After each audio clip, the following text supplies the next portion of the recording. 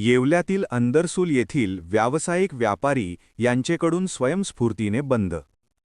राष्ट्रवादी काँग्रेस पक्षाचे अध्यक्ष तथा महाराष्ट्र राज्याचे उपमुख्यमंत्री अजित पवार यांचे विमान बुधवार दिनांक 28 रोजी बारामतीमध्ये सकाळी लँडिंग करताना विमानाचा अपघात झाल्याने या अपघातामध्ये उपमुख्यमंत्री अजित पवार हे दिवंगत झाले. महाराष्ट्राचा मुख्य नेता हरपल्याने अख्खा महाराष्ट्र शोकमग्न झाला असून उपमुख्यमंत्री अजित पवार यांना श्रद्धांजली वाहण्यासाठी अंदरसूल येथे शुक्रवार दिनांक 30 रोजी ग्रामस्थ व्यावसायिक यांनी स्वयंस्फूर्तीने व्यवसाय बंद ठेवून शोक व्यक्त केला. बंद दरम्यान संपूर्ण गाव कडकडीत बंद असल्याने परिसरात शुकशुकाट होता. अचानक एका राजकीय नेत्यांची अशी दुर्दैवी घटना समोर आल्याने सर्वत्र हळहळ व्यक्त होताना दिसून आली. योग न्यूज ब्युरो रिपोर्ट, सागर पाठक, अंदरसूल.